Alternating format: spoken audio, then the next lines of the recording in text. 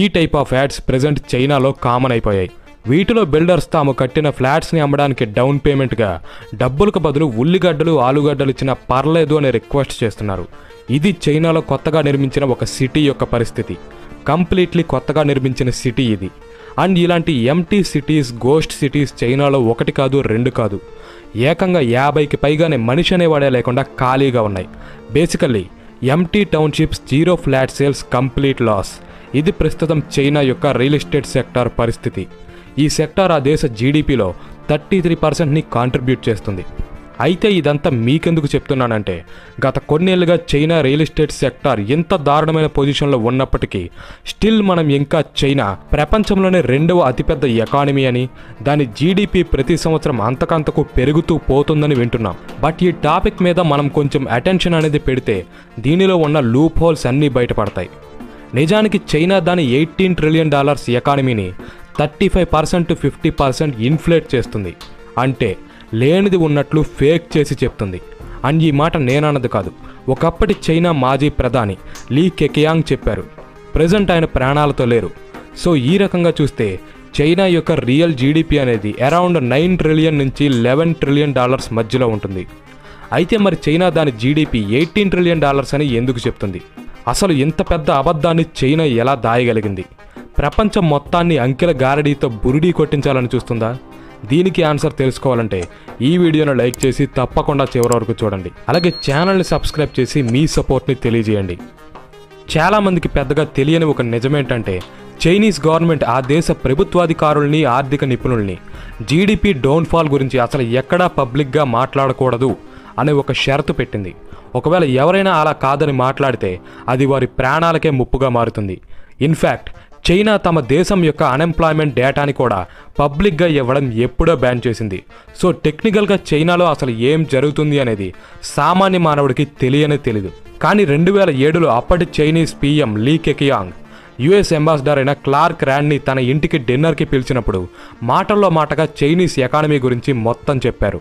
అదేంటంటే China GDP figures అన్నీ కూడా టోటల్లీ మ్యాన్ మేడ్, అంటే మనుషుల చేత మ్యానిపులేట్ చేయబడిన నెంబర్స్ మాత్రమే అని, కేవలం తమ ఆర్థిక బలాన్ని గొప్పగా చూపించుకోవడానికి మాత్రమేనని క్లియర్గా చెప్పారు. తర్వాత వీరి కాన్వర్సేషన్ వికీలీక్స్లో లీక్ అయింది. దీనికి సిమిలర్గా ఉండే ఇంకో సంఘటన చైనాలోని లియోనింగ్ ప్రావిన్స్లో జరిగింది. ఆ ప్రావిన్స్ యొక్క గవర్నర్ చెన్ కీఫా 2011 నుంచి 2015 మధ్యలో తమ రాష్ట్రం యొక్క జీడిపి గ్రోత్ని తప్పుడు లెక్కలతో ఎక్కువ చేసి చూపించినట్లు ఒక సీక్రెట్ మీటింగ్లో చెప్పాడు. తర్వాత దీన్ని ఎస్టీ న్యూస్ అనే సింగపూర్ పత్రిక పబ్లిష్ చేసింది. వీటితో పాటు ప్రపంచవ్యాప్తంగా ఉన్న ఎన్నో news agencies like the economist, daily mail China యొక్క ఈ జీడిపి మాయని బట్టబయలు చేయడానికి అనేక రీసెర్చ్ పేపర్స్ని, ఆర్టికల్స్ని రిలీజ్ చేశారు. అండ్ ఫైనలీ వాళ్ళంతా కూడా చెప్పింది ఒకటే, అదేంటంటే చైనా యొక్క జీడిపి లెక్కలు అంతా ఫేక్ అని. సో ఇప్పుడు మీకు ఒక డౌట్ రావచ్చు, అసలు చైనా దాని జీడిపిని ఎలా ఫేక్ చేస్తుంది, లేని సంపదను ఉన్నట్లు ఎలా చూపిస్తుంది అని. వెల్, దీనికి ఆన్సర్ చెప్పడం కొంచెం కష్టం. ఎందుకంటే చైనా దాని దేశంలో హై లెవెల్ ఆఫ్ సీక్రెసీని మెయింటైన్ చేస్తుంది. పైగా చైనా ఒక క్లోజ్డ్ ఎకానమీ కూడా. సో అసలు చైనాలో ఏం జరుగుతుంది అనేది ఎవరికీ కూడా తెలియదు.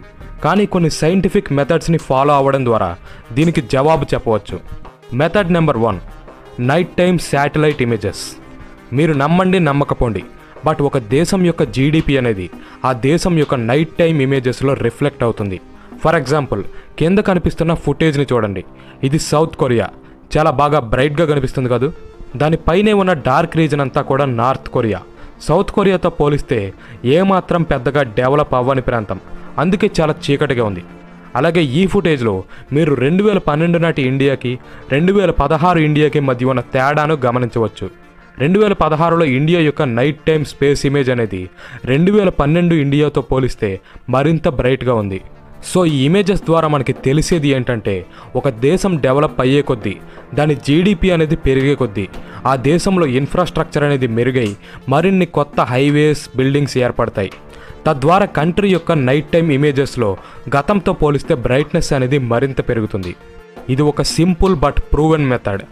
ఇది ఆర్థిక పురోగతికి ఒక సూచిక. ఈ మెథడ్ ప్రకారం యూనివర్సిటీ ఆఫ్ షికాగో వారు చైనా యొక్క రియల్ జీడిపిని ఎస్టిమేట్ చేసి ప్రజెంట్ చైనీస్ గవర్నమెంట్ చెప్తున్న దానికన్నా 35% తక్కువ ఉంటుందని తేల్చారు. వాషింగ్టన్ పోస్ట్, ది ఎకనామిస్ట్ వంటి క్రెడిబుల్ న్యూస్ ఏజెన్సీస్ కూడా ఈ రీసెర్చే జెన్యూన్ అని, చైనా ఎకానమీయే ఫేక్ అని వారు కూడా ఒప్పుకున్నారు. Method number 2, inflation of GDP. సాధారణంగా ఇన్ఫ్లేషన్ అంటే ఒక దేశంలోని ధరల పెరుగుదలని సూచిస్తుంది. కానీ ఇక్కడ చైనా దాని జీడిపిని ఇన్ఫ్లేట్ చేయడం ద్వారా లేని సంపదను ఉన్నట్లు చూపిస్తుంది. ప్రతి సంవత్సరం కూడా చైనా దాని జీడిపి గ్రోత్ని ఆల్మోస్ట్ డబల్గా చూపిస్తుంది. ఈవెన్ ఇంటర్నేషనల్ మానిటరీ ఫండ్ కూడా చైనా యొక్క ఈ గ్రోత్ రేట్ని చూసి ఆశ్చర్యపోతుంది. ఎందుకంటే వారు ఎక్స్పెక్ట్ చేసిన గ్రోత్ రేట్ కన్నా చైనా ఆల్మోస్ట్ డబల్ గ్రోత్ రేట్ని ఎప్పుడూ చూపిస్తుంది. అండ్ చైనా ఎంత యూనిక్గా దాని జీడిపి ఫిగర్స్ని ఎక్కువ చేసి చూపిస్తుందంటే దీనికోసం లిటరలీ దాని సొంత ప్రావిన్సెస్ని చైనా టార్గెట్ చేస్తుంది. ఎలాగంటే ప్రతి సంవత్సరం స్టార్టింగ్లో చైనా సెంట్రల్ గవర్నమెంట్ తమ ప్రావిన్సెస్కి ఇయర్ ఎండింగ్ నాటికి ఫలానా గ్రోత్ రేట్ని రీచ్ అవ్వాలని టార్గెట్ సెట్ చేస్తుంది. అండ్ స్టేట్స్ ఎట్టి పరిస్థితుల్లోనూ ఆ టార్గెట్ని మీట్ అవ్వాల్సిందే. సో దీనికోసం చైనా సెంట్రల్ గవర్నమెంట్ తమ రాష్ట్రాలకు వచ్చే ఆదాయాన్ని ఆల్మోస్ట్ డబల్గా కన్సిడర్ చేస్తుంది. అంటే లిటరలీ రాష్ట్రాలకి వచ్చే ₹1 ఆదాయాన్ని ₹2గా పరిగణిస్తుంది. ఈ రకంగా రాష్ట్రాల జీడిపి పెరగడంతో పాటు యాజ్ ఎ హోల్ యూనిట్గా చైనా దేశం యొక్క జీడిపి కూడా పెరుగుతుంది. ఈ మెథడ్ ద్వారా చైనా ప్రపంచాన్ని మోసం చేయడం సంగతి తెలియదు కానీ తనని తానే మోసం చేసుకుంటుందని మాత్రం క్లియర్గా అర్థమైంది. అండ్ ఈ స్కామ్లో భాగంగా చైనా తన రియల్ ఎస్టేట్ సెక్టార్ని కూడా ఇన్ఫ్లేట్ చేస్తుంది.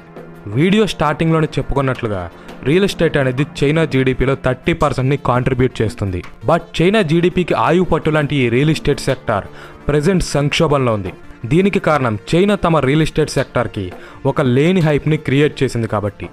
1990 ల్యాండ్ లిబరలైజేషన్ తర్వాత చైనీస్ గవర్నమెంట్ తమ దేశంలో రియల్ ఎస్టేట్ సెక్టార్ని పరుగులు పెట్టించాలని ట్రై చేసింది. సో దేశంలోని కన్స్ట్రక్షన్ కంపెనీస్కి భారీ మొత్తంలో ఫ్లాట్స్ని, అపార్ట్మెంట్స్ని నిర్మించేందుకు లో ఇంట్రెస్ట్ రేట్స్కి లోన్స్ని కల్పించింది. అండ్ ఈ లోన్స్ ఫలితంగా విత్ ఇన్ షార్ట్ టైంలో చైనాలో హౌసింగ్ ప్రాజెక్ట్స్ అనేవి బల్క్లో అందుబాటులోకి వచ్చాయి. ఏ సెక్టార్లో అయినా సరే క్వాంటిటీ అనేది పెరిగితే ఆటోమేటిక్గా డిమాండ్ అనేది తగ్గిపోతుంది.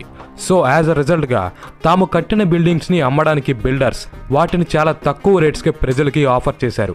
అండ్ ప్రజలు కూడా ఈ ఆఫర్స్ని చూసి ఇల్లు కొనుక్కోవడానికి క్యూ కట్టారు. అండ్ ఎక్కడ చైనా రియల్ ఎస్టేట్ సెక్టార్ యొక్క పతనం అనేది స్టార్ట్ అయింది. ఇళ్ల కొనుగోలులో ఈ సడన్ భూమిని చూసి చైనీస్ గవర్నమెంట్ భూమి ధరలు అమాంతం ఒక్కసారిగా పెంచేసింది. అండ్ దీని కారణంగా ఇళ్ల ధరలు మళ్ళీ పెరిగిపోయాయి. అల్టిమేట్లీ హౌసింగ్ డిమాండ్ అనేది కూడా ప్రజల్లో తగ్గిపోయింది. డిమాండ్ తగ్గడంతో బిల్డర్స్ యొక్క అమ్మకాలు తగ్గిపోయాయి, ఆదాయం తగ్గిపోయింది, ప్రభుత్వం నుంచి వచ్చే లోన్స్ కూడా తగ్గిపోయాయి.